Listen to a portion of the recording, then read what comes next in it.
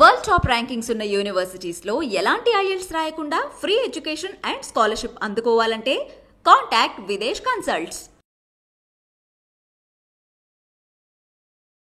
నమస్కారం గురుగారు. ఓం శ్రీ మహాగణాధిపతయే నమః. గురుగారు, శ్రీరామనవమి రాబోతోంది. శ్రీరామనవమి రోజు మామూలుగా అందరూ గుడికి వెళ్తూ ఉంటారు, ఆలయానికి వెళ్ళి అక్కడ సీతారాముల కళ్యాణం చూస్తూ ఉంటారు, పూజా కార్యక్రమాలు చేస్తూ ఉంటారు. అయితే ఇంట్లో చేసుకోవాలి అనుకునే వాళ్ళు పూజా విధానం ఏ రకంగా ఉండాలి, ఏ రకమైన నియమాలు ఆచరించాలి గురుగారు? తప్పకుండా అమ్మా. సీతారాముల కళ్యాణం భువిలో గొప్ప విషయం మాది. అవును. అందుకనే సాధారణంగా ఎవ్వరి వివాహం జరిగినా సీతారాఘవయోర్ వివాహ అనుకుంటూనే ఆ మంగళాష్టకాలు లగ్నాష్టకాలు వాళ్ళ గురించి ఉంటుంది. శ్రీరామ పత్ని జనకస్య పుత్రి సీతాగణా సుందర కోమలాంగి భూగర్భజాత భువనైకమాత వధూవరాభ్యాం వరదా భవంతు అనుకుంటూ వారి గురించే, అంటే సీతామ్మవారు రాముడు వారి యొక్క కమనీయం ఎలా ఉంటుంది అనేటువంటివి అలానే ఉండాలని చెప్పి లగ్నాష్టకాలు మంగళాష్టకాలు ఇస్తూ ఉంటారు. జానక్యా కమలామలాంజలి పుటే యా పద్మరాగాయతా. దాని గురించి అర్థం తెలుసుకుంటే ఈ వివాహంలో ఈ తలంబ్రాలకి అంత గొప్పటి విధానం ఉందా, చెప్పబడి ఉన్నదని చెప్పి ఒళ్ళు పులకరిస్తుందమ్మా. అంతది గొప్పది. ఆ విధానాన్ని మనము గుళ్ళల్లో గోపురాల్లో వెళ్ళి చూడటం కన్నా ఇంట్లో చేసుకోవటం అంటే ఎంత ఆనందకరంగా ఉంటుందో. ఇంట్లో మన చక్కగా బొమ్మలు దొరుకుతాయి, చక్కగా మనకు ఆ బొమ్మలు పెట్టేసుకొని చక్కగా అంగరంగ వైభవంగా వాటిని అలంకారం చేసుకోవటం, పెళ్లి కొడుకులాగా బాసికాలు కట్టి అవన్నీ కట్టేస్తాం కదా. పచ్చకర్పూరం అనేటువంటిది ఇల్లు మొత్తం విషయమేనండి. ఎందువల్లంటే రాముడు వారికి విష్ణు అంశ కాబట్టి ఆయనకి అలంకారం అనేటువంటి చాలా ఇష్టం. చక్కటి అలంకారం, ఆ అలంకారం మధ్యలో వాళ్ళని ఉంచి ఎటు చూసినా పచ్చకర్పూరపు సువాసన వస్తూ విష్ణు సహస్రనామం వాళ్ళకి అవకాశం ఉంటే వాళ్ళు చదువుకోవటం, లేదు ఆ విష్ణు సహస్రనామం అనేటువంటిది చెబితే అది ఎలా ఉంటుందంటే చక్కగా వనమాలి గదీశార్ంగి శంఖీ చక్రీ చనందకీ శ్రీమాన్ నారాయణో విష్ణు వాసుదేవోభిరక్షతు అనేటువంటిది చివరిలో మనకు వస్తూ ఉంటుంది. మొదటి నుంచి వస్తే ఆ ధ్యాన శ్లోకాలతో మొదలు పెట్టుకుంటే అమ్మా ఒళ్ళు పులకరించిపోతుంది వింటుంటే మనం. అస్య శ్రీ విష్ణోర్దివ్య సహస్రనామ స్తోత్ర మహామంత్రస్య శ్రీ వేదవ్యాసో భగవాన్ ఋషి అనుష్టుప్ ఛందః శ్రీ మహావిష్ణు పరమాత్మా శ్రీమన్నారాయణో దేవత అమృతాంశూద్భవో భానురితి బీజం దేవకీ నందన సృష్టేతి శక్తి ఉద్భవః క్షోభనో దేవ ఇతి పరమో మంత్రః శంఖబృన్నందకీ చక్రీతి కీలకం శార్ంగదన్వా గదాధర ఇత్యస్త్రం రథాంగపానిరక్షోభ్య ఇతి నేత్రం త్రిసామాసామగः సామేతి కవచం ఆనందం పరబ్రహ్మేతి యోనిః రతశ్చుదర్శనః కాల ఇతి దిగ్బంధః శ్రీ విశ్వరూప ఇది ధ్యానం అనుకుంటూ ఆ రాముడి వారిని ధ్యాన శ్లోకాలతో స్తుతిస్తుంటే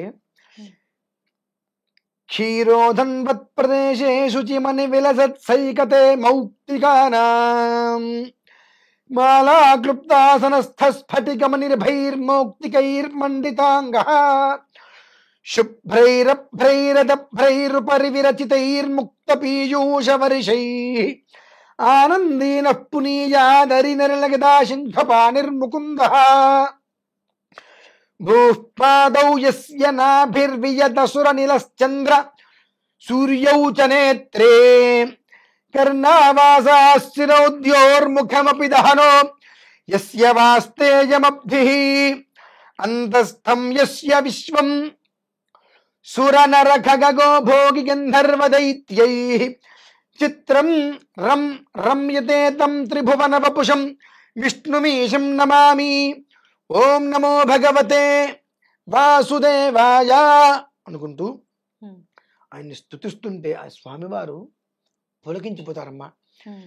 శాంతాకారం భుజగశయనం పద్మనాభం సురేశం విశ్వాకారం గగన సదృశం మేఘవర్ణం శుభాంగం లక్ష్మీకాంతం కమలనయనం యోగి హృద్యానగమ్యం వందే విష్ణుం భవభయహరం సర్వలోకైకనాథం మేఘశ్యామం పీతకౌసేయవాసం శ్రీవత్సాంతం కౌస్తుభోద్భాసితాంగం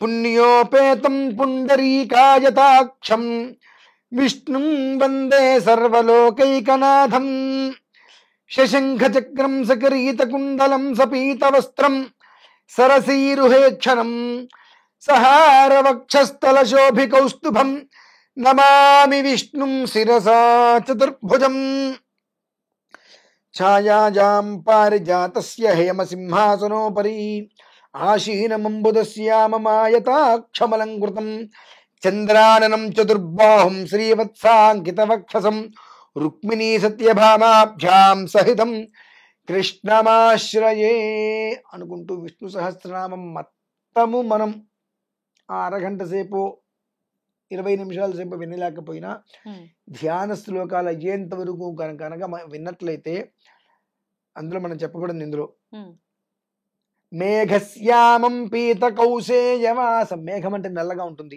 రాముడి వారు ఎలా ఉండంటే నీల మేఘశ్యాములాగా నల్లటి శరీరంతో, అంటే ఆ ఛాయలు ముఖ కవలికలు అన్నీ కూడా అందరూ దింపేశారు ఈ శ్లోకాలలో. అంటే ఏదైనా శ్లోకాలు చెప్తున్నారని కాదు, ఆ శ్లోకం వెనకాల ఉండేటువంటి అర్థం అనేటువంటిది కొంచెం కొంచెం తెలుసుకోగలిగిన మేఘశ్యామం అంటే నీల మేఘశ్యాముడు, పీత కౌశేయవాసం శ్రీవత్సాంతం కౌస్తుభోద్భాసితం. కౌస్తుభం అంటే ఏంటి, ఆ చిన్న చిన్నవి తెలుసుకోగలిగితే ఆ అందులో ఆ ఒక్క మొదటి ధ్యాన శ్లోకాల లోపు రాముడి వారి గురించి ఆపాదమస్తకం కూడా అందులో చెప్పబడుతుందమ్మా.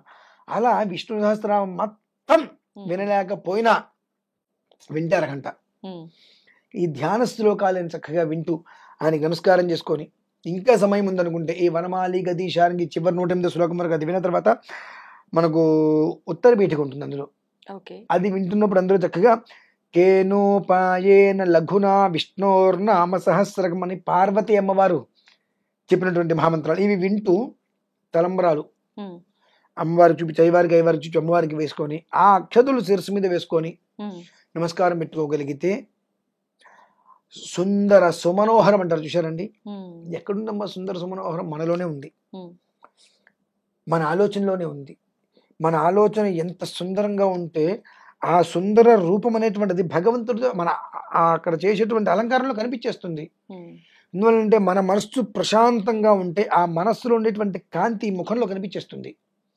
అది లేదనుకోండి ఎప్పుడు ఏదో ఒక దిగులు మనకు ఉంటూనే ఉంటుంది. ఆ అన్నీ పక్కన పడేసి నా తండ్రి ఆ స్వామికి ఆ వివాహం చేసే ఆ భాగ్యం నా చేతిలో ఆర్చుకునే భాగ్యం నాకు కలిగింది నా ఇంట్లో అని చెప్పి ప్రతి ఒక్కరు ఎవరిని పిలుచుకుని వచ్చినట్టు చక్కగా అలంకారం చేసుకొని పచ్చకర్పూరం మొత్తం వేసేసుకొని అక్కడ చలిమిడి వడపప్పు నివేదనగా పెట్టుకొని విష్ణు సహస్రనామంతో మీరు మొత్తం వినండి, చేసుకోండి. చక్కగా తలంబరాలు పోయండి, ఆ అక్షతులు తీసుకోండి, ఎత్తి మీద వేసుకోండి, నమస్కారం తీసుకోండి, హారతి ఇచ్చుకోండి.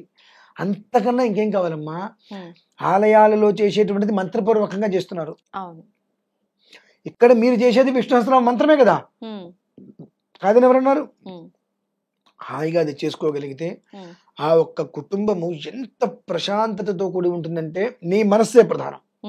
నీ మనస్సుని నువ్వు ఎంత ప్రశాంతతగా ఉంచుకొని ఆ రాముడి వారి విగ్రహాన్ని నువ్వు తయారు చేస్తున్నావో ఆయన ఎంత అందంగా కనిపిస్తాడో, రాముడి వారు సీతమ్మ వారు ఎంత అందంగా కనిపిస్తారో నీ మనస్సు అంత అందంగా ఉన్నట్టే. ఆ రోజు నుంచి నీ కుటుంబం అలాగే అందంగా వస్తుందమ్మా.